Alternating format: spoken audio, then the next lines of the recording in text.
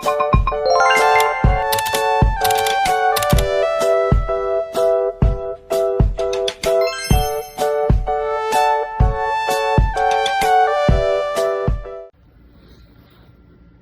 mga ka-siopaw! Today is September 7 at nag-flare ako ngayon and hindi ko alam but bigla na lang ako umiyak habang nanonood ng vlog ni Zainab at ng kanyang boyfriend si Ray sa Bohol trip nila. Ewan ko lang, bigla na lang akong umiyak. Naging emotional na naman ang ka-siopaw nyo. So, kanina, nagaling ako sa check-up ko at sa September 14 is my third or fourth session ng chemo or cyclo. So, ayun. Ang bilis ko talagang hingalin. And then, madalas talaga yung flare. Pag flare ko kasi active lupus siya dahil nga class 3 is active. So, may 6 class yung lupus natin. Yung 1 and 2 is hindi yung ginagamot. Then yung 3 is yung active. Yun nga yung akin. Lupus nephritis class 3. Then 3 and 4 yun yung active. Then yung 5 is alam ko hindi na ata ginagamot yun, and 6 yung pinaka worst ata. Yun talagang wala na talagang gamot. So grabe, ewan ko, ngayon na ako nag-flare ng araw-araw talaga na may masakit, ganyan. So yun mga ka-siopaw. So ito yung first vlog ko kasi matagal ko na siya iniisip kung gagawin ko ba, 'di ba, or hindi. So, siguro maganda nga talaga na mag-vlog ako yung mga everyday routine ko, yung pag-flare ko, kung paano ko ba siya na-handle, kung kinakaya ko ba, di ba?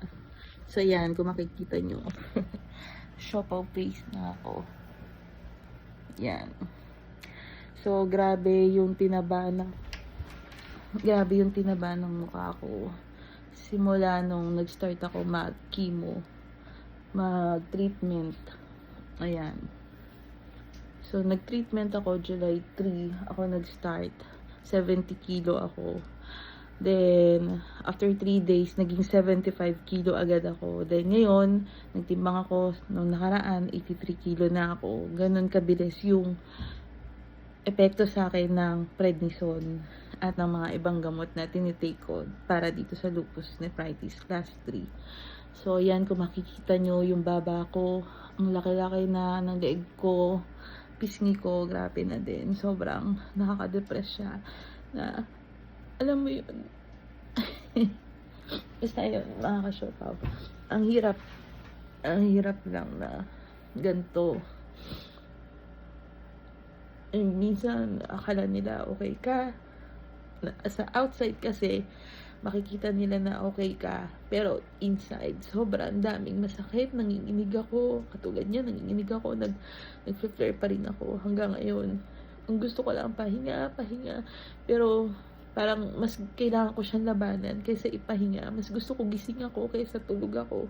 Kasi sayang yung oras ko na gising ako kaysa sa tulog ako na wala akong ginagawa, di ba?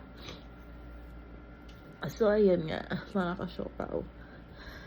Hindi ko napahabain to. Konti lang yung gagawin kong video kasi nga nahihirap pala hawakan. Ayan, sakit dito sa braso pagka matagal ako may hawak na phone. Kaya, ang ginagawa ko pagka ganyan na nag-flare ako, sumasakit yung braso ko, meron akong binili ito. May binili ako na patungan para kahit nakiga ako, may iba nakahawak sa phone ko. Nag-scroll ako, nagre-reply, ganun. So, hindi ko na siya kayang hawakan ng matagal. So, ayun lang, hinihingal ako. So, tatapusin ko na tong video na to. Thank you for watching and don't forget to subscribe or follow me sa Facebook or YouTube. So, yan. Salamat. Thank you for watching. Bye-bye.